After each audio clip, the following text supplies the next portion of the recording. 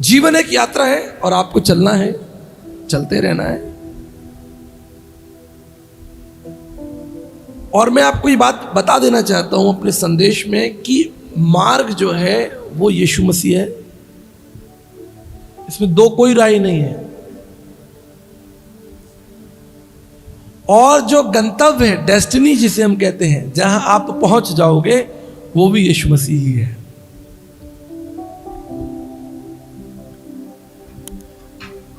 ये मैं आपको इसलिए बता रहा हूं क्योंकि आज संसार में बहुत से मार्ग दिखाई प्रतीत हो रहे हैं, हमको दिख रहे हैं,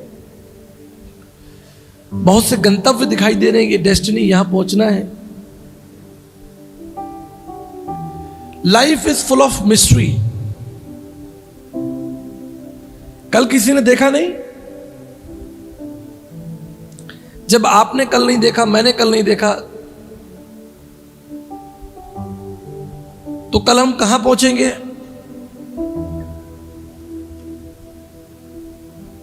इसलिए पवित्र शास्त्र बाइबल की आवश्यकता है, बाइबल को पढ़ने की आवश्यकता है, यीशु मसीह को सुनने की आवश्यकता है, क्योंकि वो सनातन काल से सनातन काल तक के लिए, वो युगानुयुग, उसका राज युगानुयुग है। यीशु मसीह ने कहा कि जो कोई मेरे पीछे आएगा वो अंधकार में। तो मेरे पास बहुत समय पहले एक पुरानी गाड़ी हुआ करती थी, कार थी मेरे पास, बहुत पुरानी कार थी, वो थी देवू मटीज। आपने कभी देखी हो नहीं देखी हो नहीं मालूम, बड़ी पुराना मॉडल हो गया, अब तो उसको बंद हुए भी 10, 12, 15 साल हो चुके हैं। बड़ी अच्छी गाड़ी थी, लेकिन वो पुरानी हो चुकी थी, तो उसके जो हेडलाइट था वो खराब हो गया।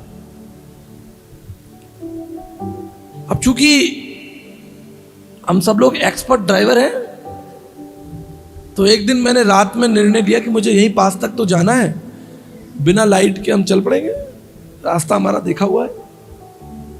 अब जैसे आपके घर के सामने का जो रास्ता आपको पता है, बाजार कहाँ जाता आपको मालूम है, आपने हिम्मत कर ली कि भाई मैं तो यहाँ रहता हूँ, जा सकता हूँ।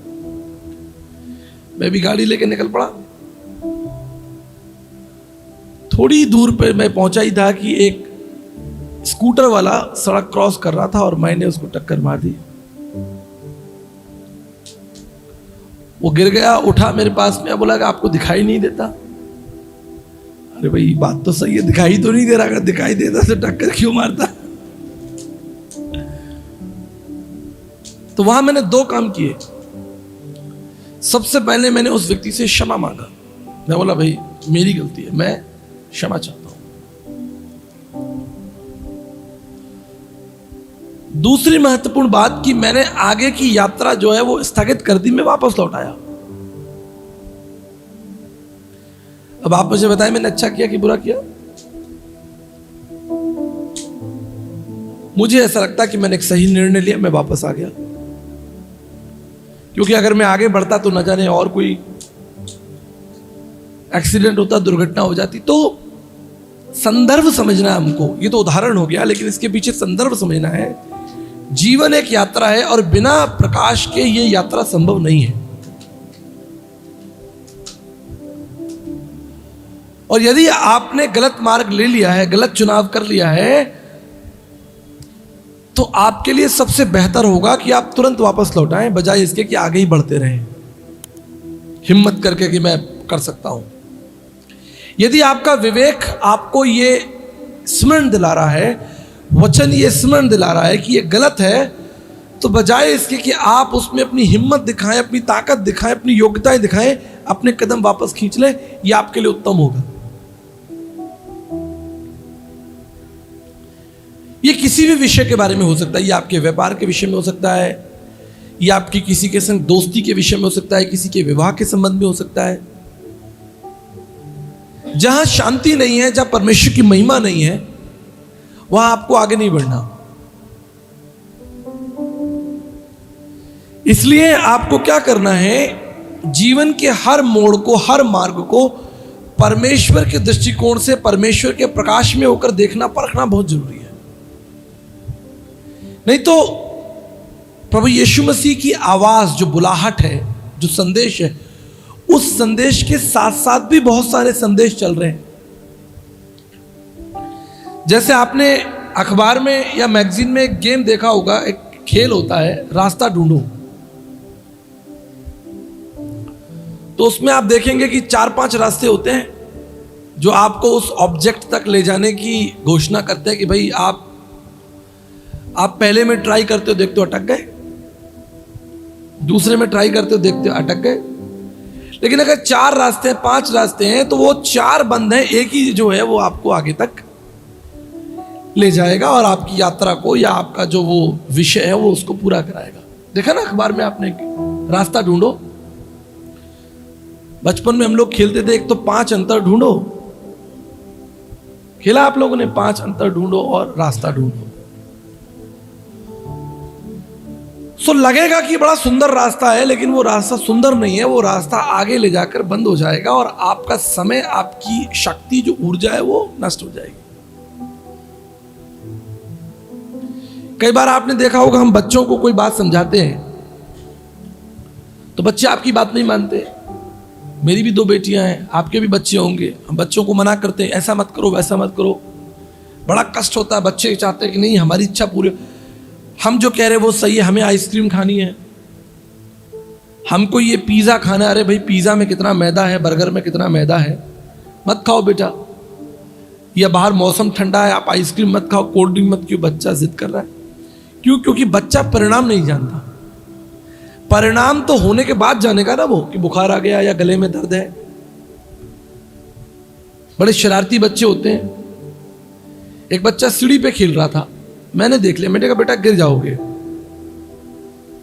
तो मेरी तरफ ऐसे देख के और खेलने लगा। मैं चाय पी रहा था अपने मित्र के, ऊपर से गिरा। मैंने कहा क्यों भाई, कैसा रहा? तो नाराज होके भाग गया, गुस्से में भाग गया। जिस तरह बच्चे परिणाम होने के बाद समझेंगे, मैं आपको बताना चाहता हूं कई बार हम लोग भी परिणाम होने के बाद ही समझेंगे। जब आपसे कह दिया कि आसमान जुए में नहीं जुतना है, तो उस समय आपको अच्छा नहीं लग रहा। आप आसमान जुए में जुते चले जा रहे हैं, आपको अच्छा लग रहा है।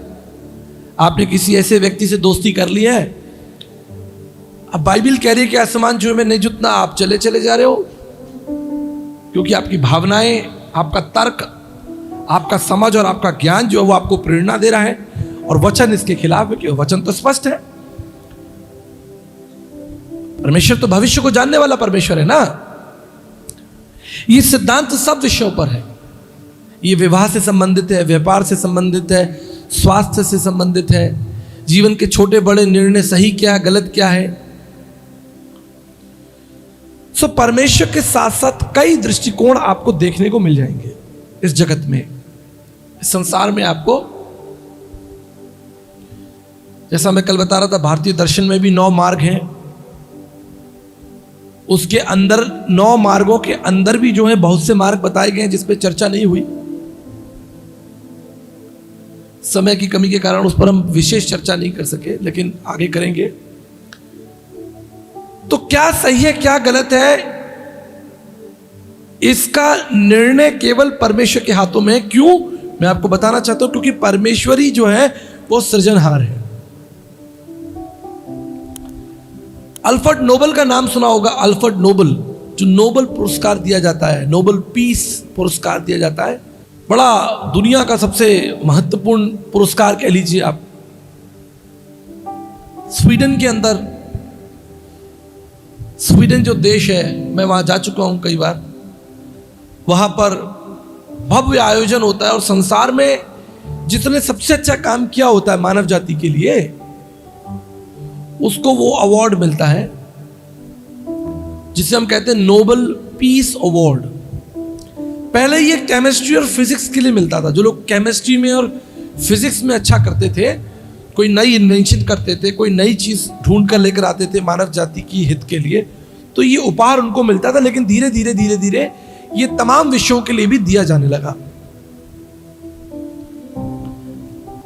तो अल्फ्रेड नोबल जो थे, उन्होंने क्या किया, उन्होंने डायनामाइट का आविष्कार किया। अब ये जो बहुत बड़े केमिस्ट्री के प्रोफेसर थे, जनक थे केमिस्ट्री के, बहुत बड़े जानकार थे नोबल साहब। तो उन्होंने डायनामाइट इसलिए बनाया कि पुराने समय में जो यात्राएं थी, खास तौर पे जब बड़े बड़े पहाड़ होते थे, तो एक पहाड़ का चक्कर लगाने में ही सारा दिन निकल जाता था। तो अल्फ्रेड नोबल ने सोचा कि मैं ऐसा डायनामाइट बनाऊंगा जो इन पहाड़ों को, चट्टानों को तोड़ करके बीच में से रास्ता निकल जाएगा। तो ये जो मुख्य विचार था डायनामाइट को बनाने के लिए, डायनामाइट बन गया। और उसका जो मुख्य उद्देश्य था कि भाई चट्टानें तोड़ी जाएं, पहाड़ तोड़ी जाएं और रास्ता निकाला जाए, ये कामयाब हो गया। जो यात्रा 18 घंटे में, 20 घंटे में पूरी होती थी, वो 1 घंटे में, आधे घंटे में पूरी हो रही है। अभी हमारे अटल टनल जी बनी है, जो अटल टनल, जो कितना घंटा लगता था उसको यात्रा करने में, अब तो कितने मिनट में निकल जाता आदमी, 15, 20, 25 मिनट पहाड़ के बीच में से निकल जाता है। पहले सारा दिन तुम चक्कर लगाते रहो एक जगह से दूसरी जगह। तो ये जो एक्सपेरिमेंट था ये कामयाब हो गया। लेकिन धीरे धीरे क्या होने लगा, धीरे धीरे इस डायनामाइट का इस्तेमाल जो है मूर्ख लोगों ने युद्ध में चालू कर दिया। युद्ध के अंदर डायनामाइट फोड़ा और युद्ध हो गया और 500 लोग मर गए। तो जब द्वितीय विश्व युद्ध के अंदर जब डायनामाइट का इस्तेमाल होने लगा तो अल्फ्रेड नोबल जी बड़े निराश हो गए, बड़े दुखी हो गए। बोले भाई मैंने क्या बना दिया। यहां तक कि उसको नाम दिया गया मौत का सौदागर, जिसकी वजह से एक बार में ही 1000 लोगों की मृत्यु हो रही है। मौत का सौदागर। अल्फ्रेड नोबल बड़े निराश हो गए, बोले भाई ये क्या हो गया। उन्होंने क्या किया, उन्होंने अपनी सारी कमाई, अपनी सारी योग्यताओं को, सब चीजों को, धन बल को इकट्ठा किया। बोला भैया दुनिया में जो सबसे अच्छा काम करेगा उसे नोबेल पीस पुरस्कार दिया जाएगा। तो मुख्य उद्देश्य क्या था डायनामाइट का? पहाड़ों को तोड़ना। अब इस्तेमाल क्या हो रहा है? ठीक इसी तरीके से पुराने समय में जो शस्त्र अस्त्र बने थे वो जानवरों से रक्षा के लिए बने थे। इंसानों ने वो अस्त्र शस्त्र, चाकू जो बनाया गया वो तो टमाटर काटने के लिए बनाया गया। तुम उससे इंसान के पीछे पड़ गए। तो किसी भी चीज की जो इन्वेंशन हुई है, किसी भी चीज की सृष्टि हुई है या उसका सृजन हुआ है, उसका उद्देश्य, वास्तविक उद्देश्य कुछ और था। लेकिन आज की तारीख में संभव है कि उस चीज का इस्तेमाल किसी और चीज के लिए किया जा सके। जैसे ईंट का इस्तेमाल भवन बनाने के लिए। और आपने ईंट से लड़ते हुए लोगों को देखा कि नहीं देखा है? ईंट फेंक फेंक के मारते हैं, सर फोड़ देते हैं। भाई वाहन का इस्तेमाल हुआ कि आराम आराम से चलो अपने। अब उसी वाहन के द्वारा कितने लोग तो मर गए संसार में, कितनी दुर्घटनाएं हो गई। तो उसका इस्तेमाल, उसका जो स्वरूप है वो उसके जनक सृजनकारी जानते हैं। जैसे हमारे कार के अंदर सीट बेल्ट होती है, गाड़ी के अंदर सीट बेल्ट होती है ना, तो उस सीट बेल्ट के जो जनक थे वो थे वॉल्वो कंपनी की जो गाड़ियां आती हैं। वॉल्वो कंपनी ने सबसे पहले सीट बेल्ट को बनाया और एक अच्छा काम किया उन्होंने कि उन्होंने कॉपीराइट नहीं लगाया। नहीं तो आज हर कंपनी को पेटेंट जो है वो कॉपीराइट, इसलिए कि भैया हम लोग कल से पढ़े हैं, हमारे यूट्यूब पे इतने लोगों ने नकली अपना डाल दिया तो हम उनको कॉपीराइट भेज रहे हैं।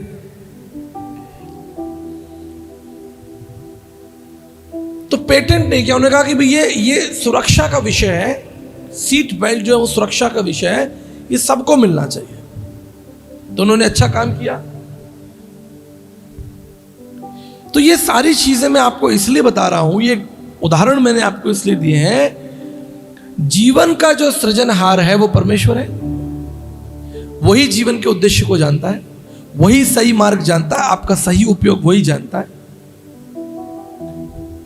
और वो उपयोग छोड़कर आपने इधर उधर के लोगों की बात सुनने लगी कि भाई ये ठीक है, वो ठीक है, ऐसा कर लो, वैसा कर लो, तो आपका जीवन कहीं से कहीं निकल जाएगा।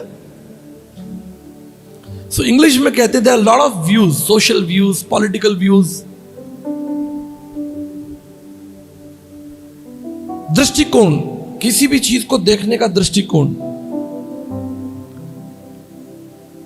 अब जैसे मान लीजिए कोई, देखे होंगे आपने, नेता देखे होंगे, बहुत सारे नेता आपके मित्र होंगे, जानकार होंगे, उनसे आप कभी भी बात करो वो नेतागिरी की बात करेंगे। उन्हें हो सकता है स्वास्थ्य में इतनी रुचि ना हो। डॉक्टर के साथ बैठ जाओ तो वो आपको तुरंत देखेगा कि अरे भाई तुम्हारा ये ऐसा हो रहा है, तुम्हारा ऐसा हो रहा है, वो अपना मेडिकल साइंस लगाएगा। हर व्यक्ति का अपना एक दृष्टिकोण हो जाता है। तो एक बार एक व्यक्ति था, वो लंगड़ा के चल रहा था, तो दो डॉक्टर बैठे थे।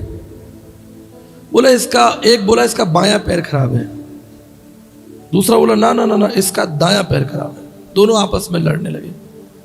बोले चलो इसी से पूछ लेते हैं, भाई तुम्हारा दायां पैर खराब है कि बायां पैर खराब है? तो उसने कहा जी ना तो मेरा दायां पैर खराब है ना बायां पैर खराब है, मैं लंगड़ा के इससे चल रहा हूं क्योंकि मेरी चप्पल टूटी हुई है।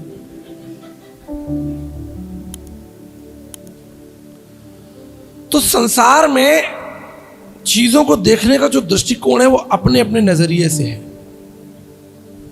लेकिन सबसे उत्तम, सबसे सर्वश्रेष्ठ जो दृष्टिकोण हो सकता है वो उसके जनक के द्वारा हो सकता है, जिसने उसकी उत्पत्ति की हो, जिसने उसे बनाया हो। चाहे वो सोफा हो या टेबल हो या ग्लास हो। अब ग्लास पानी का होता है, ये हम पानी पीते हैं। अब इससे आप कल हम बता रहे थे दर्शन में, और आप इससे क्या क्या कर सकते हैं? आप फेंक के मार सकते हैं किसी के सर पर लगेगा। परंतु बनाने वाले ने इसको इसलिए नहीं बनाया कि आप इसे फेंक कर मारे किसी के सर पर लगे। बनाने वाले ने इसलिए बनाया था कि आप इसके द्वारा जल ग्रहण कर सके। लेकिन संसार इसका गलत इस्तेमाल कर रहा है। ऐसे ही आपका होगा। आप बनाए गए थे शांति में चलने के लिए, आप बनाए गए थे परमेश्वर के साथ संगति करने के लिए, आप बनाए गए थे सच बोलने के लिए, सद्भावना के लिए, प्रेम करने के लिए। आपके अंदर परमात्मा के द्वारा बनाए गए सारे गुण थे, सारे स्वभाव थे, आप अच्छे थे। लेकिन संसार ने आपका यूज का मिसयूज कर दिया और आप हो रहे हैं। आप हो रहे हैं कि नहीं हो रहे, मुझे बताइए।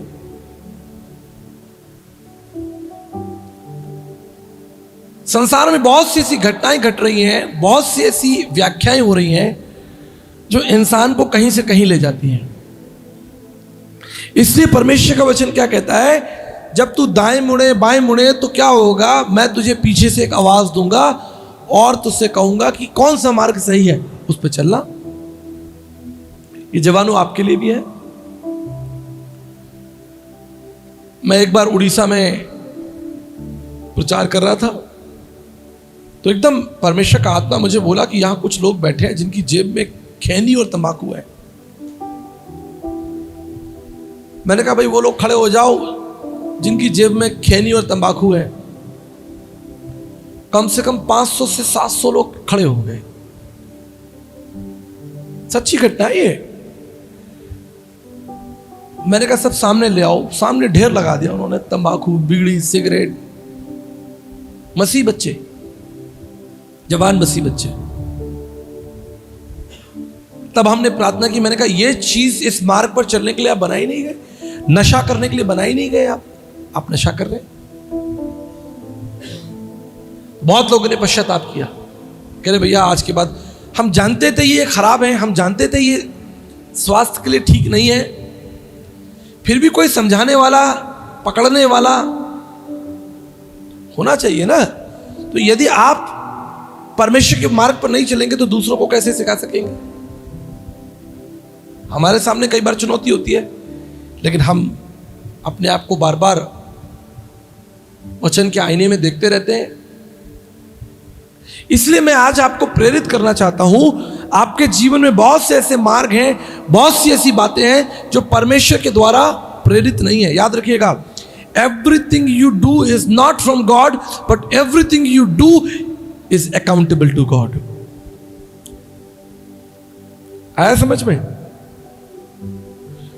सब कुछ जो तुम कर रहे हो, जो कुछ तुम कर रहे हो, वो जरूरी नहीं है कि वो परमेश्वर के द्वारा बताया गया हो। परमेश्वर ने आपको करने के लिए कहा हो, लेकिन आप कर रहे हो। Everything you do is not from God. जो कुछ तुम कर रहे हो, सब कुछ तुम जो कर रहे हो वो परमेश्वर की ओर से नहीं है। लेकिन याद रखिएगा, जो कुछ तुम कर रहे हो उसका न्याय जरूर होगा। इसलिए मेरे पास जब स्टूडेंट अध्ययन करने के लिए आते हैं तो मैं उन्हें एक बात कह देता हूं, जो नहीं करना वो नहीं करना। जो तुम्हें करने के लिए कहा जाए उसमें तुम चूक गए, जो तुम करने के लिए कहा जाए उसमें तुम चूक गए, तो उसकी सजा कम है। जैसे आपको बोला जाए कि भाई मेहमान आ रहे हैं, जाकर समोसा ले आओ, और आप चूक गए, नहीं ला पाए, तो उसकी सजा कितनी होगी? थोड़ी होगी, एक डांट पड़ेगी आपको, थोड़ी सी हल्की फुल्की डांट पड़ जाएगी, भाई तुमको बोला था ये काम करने के लिए, तुमने नहीं किया। लेकिन जो तुम्हें नहीं करना है, आपने समोसे के अंदर क्या किया? मिर्ची डाल दी भर भर कर, या उसमें आपने जहर भर दिया। जो नहीं करना था तो उसकी सजा ज्यादा है। आप मेरी बात समझ रहे हैं? बच्चा कॉलेज गया पढ़ने के लिए, नहीं पढ़ा, फेल हो गया, कोई बात नहीं, आप उसको मॉरल सपोर्ट करोगे, उसको समझाओगे भाई दोबारा पढ़ ले। लेकिन वहां जाकर स्कूल में किसी के सर फोड़ दिया उसने, जो नहीं करना था, नहीं पढ़ा, कोई बात नहीं, उसकी सजा कम है। लेकिन स्कूल में जाकर किसी का सर फोड़ दिया तो उसकी सजा ज्यादा है कि कम है? तो आप क्या समझे? जो नहीं करना जीवन में, उन बातों पर मनन कीजिए, चिंतन कीजिए। वो नहीं करना मीन्स नहीं करना। क्यों प्रभु ने मना किया है? समाज के सामने, समाज की व्याख्या के सामने, समाज के सिद्धांतों के सामने नहीं झुकना। नहीं झुकना तो नहीं झुकना, चाहे गर्दन कट जाए। शद्रक, मेशक को, अबेदनगो को झुके नहीं, अंधकार के आगे झुके नहीं। वो यदि एक वक्त वो प्रार्थना नहीं करते, जैसे दानियल प्रार्थना कर रहा है, 3 पैर 4 पैर प्रार्थना कर रहा है, अगर एक पैर वो ना कर पाए तो उसकी सजा कम है। लेकिन यदि वो राजा की बात मान लेता तो सजा ज्यादा होती। So there are so many social views, world views जिसे हम कहते हैं। उस वर्ल्ड व्यू से, समाज की व्याख्याओं से आपको अपने आप को दूर रखना है। चलता है, आटे में नमक चलता है। लोग कहते हैं ना आटे में नमक चलता है। मसीह लोगों के लिए नहीं चलना चाहिए। सिद्धांत पर खड़े रहिए, आप अड़े रहिए। जब आप सिद्धांत पर अड़े रहेंगे, खड़े रहेंगे, हो सकता है कि आपको दुख का, तकलीफ का सामना करना पड़े, निंदा का सामना करना पड़े। लेकिन मेरी बात याद रखिएगा, अपमान सहने के बाद एक सुबह होगी जब आपके सर पर जय का मुकुट होगा। दुनिया देखेगी और कहेगी ये व्यक्ति सही था, ये झुका नहीं, इससे संसार की नीतियों के साथ समझौता नहीं किया। भाइयों से कहना चाहता हूं, बहनों से कहना चाहता हूं, असमान जुए में नहीं जुटना है आपको। आपको नशा नहीं करना है, आपको अपना समय नष्ट नहीं करना है। आपके जीवन के दिन बढ़ रहे हैं कि कम हो रहे हैं? आपके जीवन के जो दिन हैं वो कम हो रहे हैं। प्रत्येक दिन परमेश्वर की महिमा के लिए होना चाहिए। कुछ नया परमेश्वर के लिए करें, आने वाली पीढ़ी के लिए एक रास्ता खोले, एक उपाय करें। जैसे अल्फ्रेड नोबल ने सोचा कि भाई मैं ऐसा एक विषय तैयार करूंगा जिससे आने वाले लोगों की यात्राएं सरल होंगी। आज आपकी यात्राएं सरल है कि नहीं? राइट ब्रदर्स मिलकर जहाज बनाए, बोले आने वाले समय में यात्रा जो है सरल होनी चाहिए, आदमी उड़कर जाएगा। दोनों लोग लग गए। थॉमस एडिसन अपने लिए बल्ब बनाया क्या? सिर्फ अपने लिए बल्ब बना के अपने लिए रख लेता अपने कमरे में लाइट जला के, लेकिन संसार के लिए, अगली पीढ़ी के लिए एक रास्ता खोल दिया। आज मसीह समाज की यह बहुत बड़ी आवश्यकता है कि ना केवल आप अपने लिए जिए, लेकिन आप आने वाली पीढ़ियों के लिए रास्ता खोलें। रॉन्ग बिजनेस प्रैक्टिसेस, मसीह लोग, गलत नीति से व्यापार नहीं करना है, किसी को धोखा नहीं देना है, खराब चीज नहीं बेचनी है। अगर आप कोई व्यापार करते हैं, नौकरी करते हैं, बड़ी ईमानदारी के साथ आपको नौकरी करनी है। मेरे पिताजी रेलवे में ऑफिसर थे, उन्होंने अपनी जिंदगी में आज तक 1 रुपए की घूस नहीं ली, 1 रुपए की घूस नहीं ली। उनके नीचे 10,000 आदमी काम करता था। कभी कभी कोई व्यक्ति अपना काम करवाने के लिए मिठाई लेकर आता था, या लिफाफा लेकर आता था, या चाय पिलाने की कोशिश करता था, मेरे पिताजी उसको मना कर देते थे, बोले नहीं, ईमानदारी का जीवन जिया। क्योंकि थोड़े समय के लिए संसार में आपको अच्छा लगेगा, लेकिन उसके बाद क्या होगा? उसके बाद आपके लिए बड़ा दुख है, बड़ा कष्ट है। इसलिए याद रखिएगा, मैं आपको बताना चाहता हूं, इस संसार में 2 व्यू हैं, गॉड्स व्यू, परमेश्वर का दृष्टिकोण, और संसार का दृष्टिकोण। संसार आपको बहुत बातों के लिए प्रेरणा करेगा, ऐसा कर लो, वैसा कर लो, प्रत्येक दिन आपके लिए चुनौती होगी। लेकिन तभी आप क्या करिएगा? आप रुक कर सोचिएगा, क्या इस कार्य के अंदर परमेश्वर की महिमा है कि नहीं? क्या ये कार्य, ये मार्ग परमेश्वर द्वारा तय किया गया है कि नहीं? ये कुछ भी हो सकता है, ये नौकरी हो सकता है, बिजनेस हो सकता है, व्यापार हो सकता है, सेवा हो सकती है। जब आप परमेश्वर के मार्ग पर चलते हैं, आरंभ में आपको ये कठिन लगेगा, लेकिन इसका अंत, इसका जो परिणाम है, वो बड़ा महिमा और आदर के साथ आपको मिलेगा। सकरा ये मार्ग, चौड़ा नहीं है। जब आप मनाली जाते हैं, शिमला जाते हैं, नैनीताल जाते हैं, मार्ग बहुत कठिन है, बड़े कठिन मार्ग है पहाड़ों पर चढ़ने के लिए। 6-6, 7-7 घंटे लगते हैं पहाड़ों पर जाने के लिए। लेकिन जब आप वहां पहुंच जाते हैं, आप कहते हैं कितनी सुंदर क्रिएशन है, कितना अच्छा स्थान है। ठीक इसी तरह आरंभ में ये कठिन लगेगा, परमेश्वर का मार्ग आरंभ में कठिन लगेगा, लेकिन इसके अंत में जय निश्चित है, भविष्य निश्चित है। और यदि पृथ्वी पर ना भी मिले तो स्वर्ग राज्य में हम सदा के लिए होंगे। हमें अय्यूब की पत्नी ने अय्यूब से कहा कि तेरा सब कुछ खो गया है, टूट गया, खराब हो गया, नष्ट हो गया, अब तू अपना मुंह खोल और परमेश्वर को क्या कहे? बुरा कहे। अय्यूब उसका 2 अध्याय 9 पद में उसकी पत्नी जो है वो उसके पीछे पड़ गई, बोले पर मुंह खोल अपना और परमेश्वर को बुरा बोल। ये अय्यूब की पत्नी नहीं थी, ये समाज है, दुनिया है, जो आज भी आपको प्रेरणा देगा कि आपका टूट गया, आपका खराब हो गया, आप फेल हो गए, आप तो कह रहे थे परमेश्वर के मार्ग पर आशीष है, अब तुम अपना मुंह खोलो और परमेश्वर को छोड़ दो, त्याग दो, और हम जो बोल रहे हैं उस मार्ग पर चलो, तुम जीत जाओगे। लेकिन अय्यूब ने बहुत अच्छा उत्तर दिया। उसने कहा, हे मूर्ख स्त्री,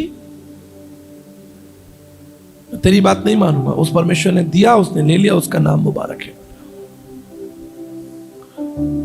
संसार आपको प्रेरित करेगा, प्रेरणा देगा। मैं घर बना रहा था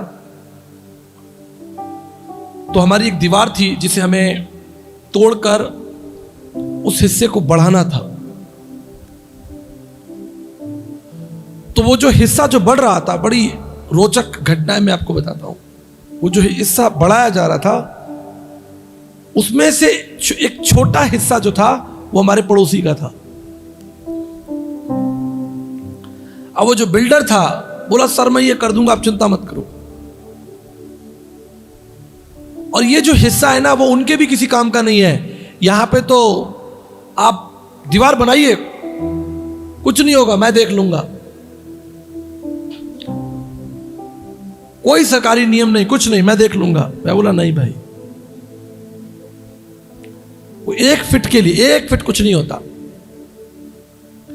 मैं बोला नहीं, मैं उस व्यक्ति से बात करूंगा और पूछूंगा कि क्या ये मैं कर सकता हूं।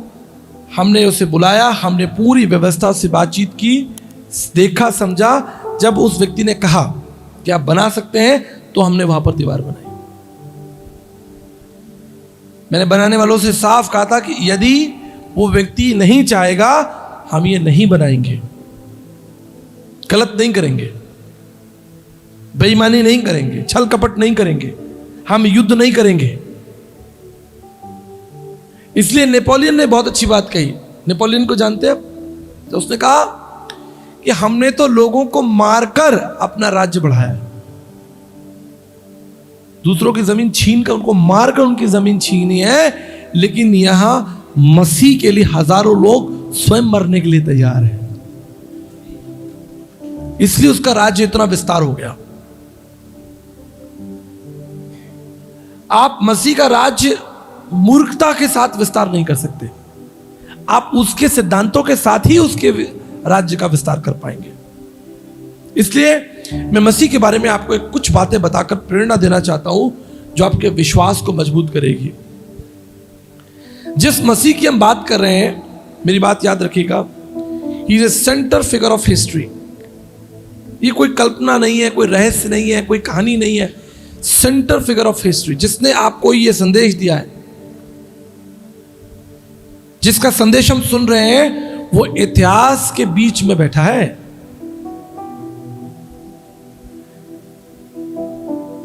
इतिहासकारों ने कहा कि अगर इतिहास से यीशु को निकाल दिया जाए तो इतिहास लंगड़ा हो जाएगा। एडी और बीसी, एना डोमिनी और बिफोर क्राइस्ट, यीशु मसीह से पहले का समय बिफोर क्राइस्ट, और anno Domini is a Greek word, इसका मतलब है प्रभु का समय। उसका जीवन ऐतिहासिक था। वो मनुष्यों के बीच में रहा, चला, बसा, कितनी चुनौतियां उसको आई होंगी, कितनी कठिनाइयां आई होंगी, लेकिन मैं धन्यवाद करता हूं कि उसने वही किया जो स्वर्ग से सुना। आज सेवा में भी बड़ा कंपटीशन चल रहा है, आज जीवन में बहुत कंपटीशन हो गया है, लेकिन प्रभु यीशु मसीह ने कभी किसी से कंपटीशन नहीं किया। उसे किसी से होड़ नहीं थी, आगे बढ़ने की कभी कोई इच्छा नहीं थी।